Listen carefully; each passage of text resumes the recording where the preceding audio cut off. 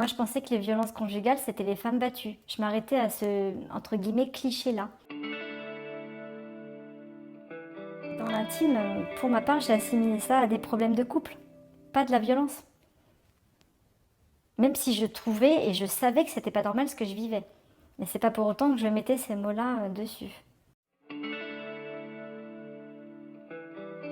Parce que la peur nous paralyse.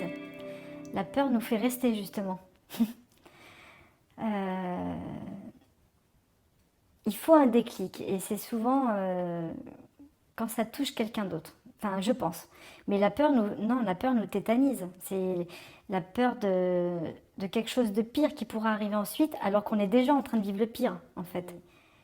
Mais après, il faut porter plainte. Et c'est là que ça ne passe pas parce que la personne victime ne va pas porter plainte puisqu'il y aura des suites derrière. Et donc les suites sont juste préjudiciables pour celles qui restent. Donc c'est pour ça que personne ne porte plainte.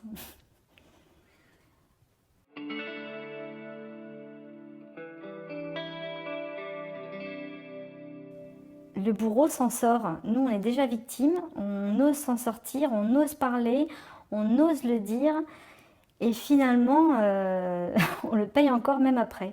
Même après être parti, même après avoir été en jugement pour le droit de garde, par exemple, pour les enfants. On paye encore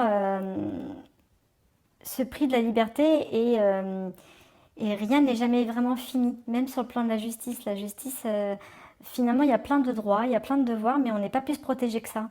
Enfin, en tout cas, moi, pour le coup, je ne me suis pas sentie si épaulée que ça, du tout.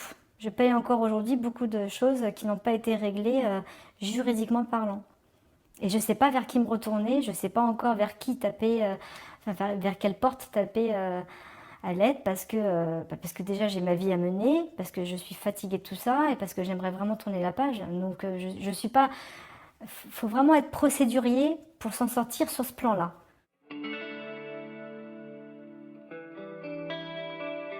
Il faut qu'elles parlent.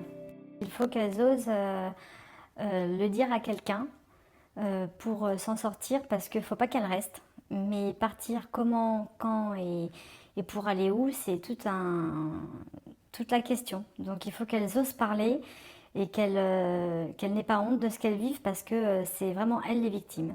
Quelques obstacles qu'elle rencontrera, elle sera libre. Donc rien que pour ça, faut le faire. Parce que moi, pour ma part, même si j'ai encore beaucoup d'obstacles à franchir, je suis heureuse. Même si j'ai un passé douloureux, même si maintenant j'en parle sans en pleurer, même si je n'ai plus honte d'en parler, je suis heureuse. Malgré les insomnies, les problèmes d'argent, malgré tout ce qu'on veut, tout ce qu'on peut encore subir, je suis heureuse.